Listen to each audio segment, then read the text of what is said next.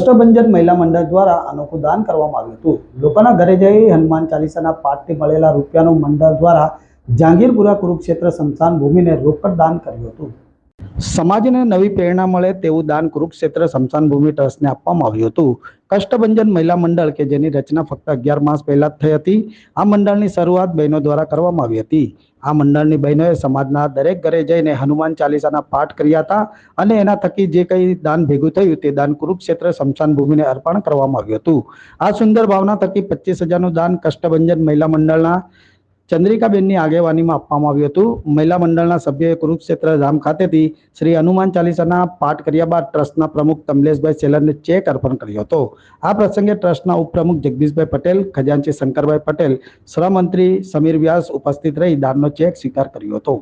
Kamlesh seller, Shri Kurukshetra સ્મશાન ભૂમિ જીર્ણોદ્ધાર ટ્રસ્ટના પ્રમુખ ટ્રસ્ટી, મારા સાથે સિનિયર ટ્રસ્ટી શ્રી જગદીશભાઈ, ટ્રસ્ટના ખજાનચી શ્રી શંકરભાઈ, મંત્રી શ્રી સમીરભાઈ,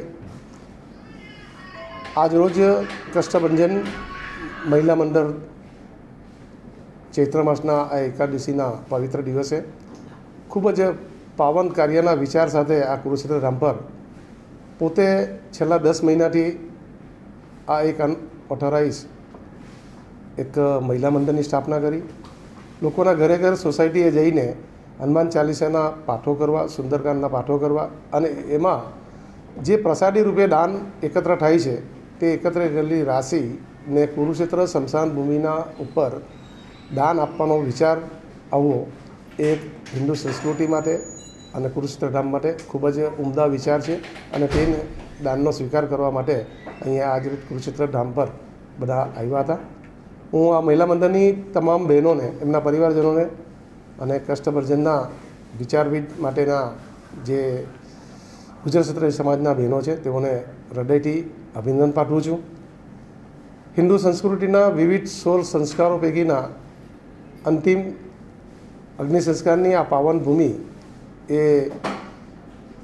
મા તાપીના ખોળે વસેલું આ ધામ વધુ વિકસિત બને એના માટે દાનની રકમો કઈ રીતે મદદરૂપ બને તેવા શુભ ભાવ સાથે આ મહિલા મંડળની બહેનોએ જે દાન આપ્યું છે તેનો સદુપયોગ આ કુરુક્ષેત્ર ટ્રસ્ટ પરિવાર કરશે। પરંતુ જે રીતે આપણા સમાજની બહેનોને આવા વિચારો આવ્યા છે તે દર્શાવે છે કે હિન્દુ સમાજ અન્ય સમાજોથી અન્ય ધર્મોથી કઈ રીતે વિભિન્ન પડે છે, એની વિવિધ સંસ્કૃતિ અને સંસ્કાર જ એને ઉજાગર કરતો હોય છે અને સદીઓથી વર્ષોથી ઋષિમુનિઓએ જે આપણે સંસ્કાર આપ્યા છે તેને દીપાવવાનું કામ આ બહેનોએ કર્યું છે। કુરુક્ષેત્ર ટ્રસ્ટ પરિવાર આ પરિવારની તમામ મહિલાઓને ફરીથી અભિનંદન પાઠવે છે અને મા તાપીના આશીર્વાદ આ મહિલા મંડળને મળતા રહે એવી શુભેચ્છા બી પાઠવે છે।